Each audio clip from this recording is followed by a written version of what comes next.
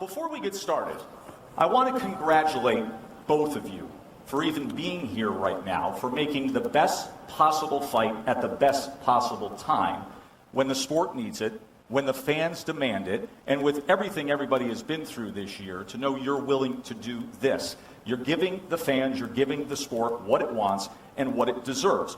Do you guys have a sense of how much this means to everybody in the sport to have the two of you together here in the middle of a pandemic, not on pay-per-view, free on ESPN?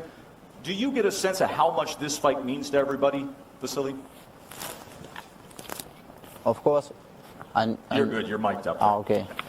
Of course, it's a very good, a very big fight for people who love boxing, who understand boxing, for fans. And I think it will be a very historical fight.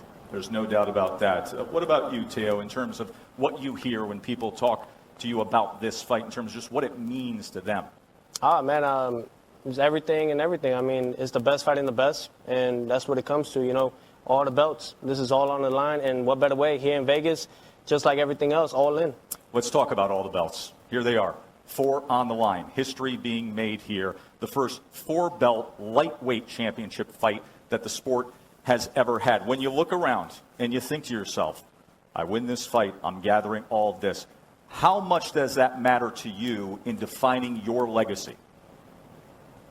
Then I came to professional boxing. I always want to be undisputed world champion, and I always want hold 4 belts. I was trying to do this in 126. After that, I go up, and I was trying 130, and now I close to my dream, 135. Is there a part of you that's sitting there saying, how would I put them all on? How would I get them? Post-fight there. Of course. Let's take our first media question of the night, and it comes from Dan Canobio at CompuBox TV. And Teofimo, he's asking you, and Dan says, with a win, you'll be the youngest fighter to become a 4-belt champion. What would being the face of the sport for the entire next generation mean to you? Everything. I mean, that's where the takeover comes in. You know what I mean? Takeover is not just necessarily just a phrase that we throw out there. You know what I mean? This is a part where I'm leading the new generation. You know what I mean? And winning this is that stamp and that mark, you know, to put on for the new era. And that's what it's all about, you know. And I have everything in all to demonstrate that come Saturday night. And I'm very happy about it. It's been 308 days since you last fought. So many fighters, obviously, because of the pandemic, are dealing with long layoffs. Everybody's gone about it differently, how much time you spend in the gym, what you look like in terms of shaking off rust when you get back out there. Loma, for you, it's been a year and 48 days. This is something that has come up a lot in people discussing this fight, the longest layoff of your career. Does that concern you in any way? Was there a benefit to it, of freshening up a bit? How did you handle the layoff?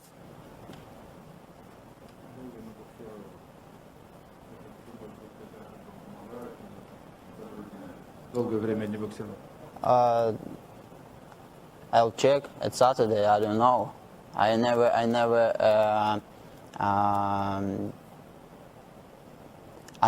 never stay 1 year outside ring. Now it will be first time, and I don't know. Year and 48 days. Any impact with the long layoff for you in terms of your training or in terms of how you feel coming into this? I feel great. You know what I mean? Yeah, for both of us, it's the same thing. We haven't had this long of a layoff.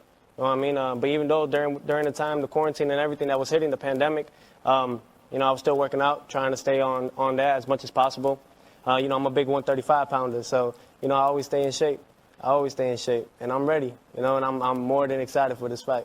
Well, speaking of training camp, you have made the comment that you said you want a challenge that'll bring out the best in you. You Absolutely. Put forth a training camp where you feel like you've accomplished that. You're also a fighter who plays upon emotions, who rides the wave of what an arena swell does for you. Your celebrations alone show that. This is not Madison Square Garden. This is not Staples Center in L.A. where you've been a shining performer.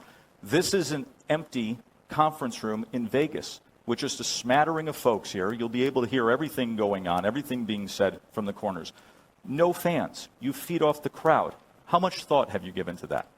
It goes for both of us. We're primetime fighters. It goes for both of us. He's fought in arenas that's been sold out. I fought in arenas that have been sold out. you know, and we drive off of that.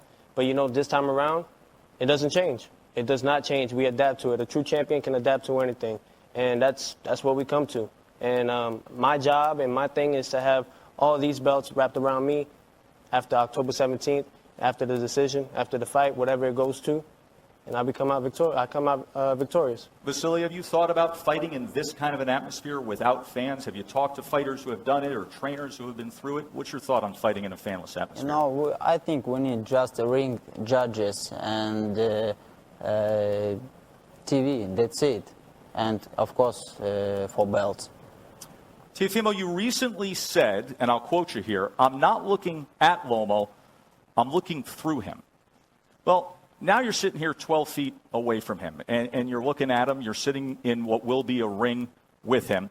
When you're in his presence, when you look in his eyes, tell me what you sense. Tell me what you read.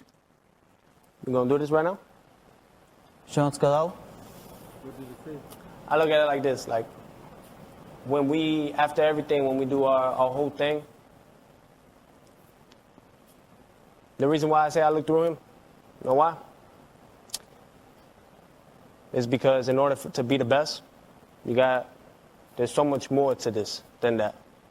All this, I'm going to collect. I work my ass off for it. Let's continue that conversation in a moment. All right. More of Loma and Lopez live from Vegas coming up after this short break.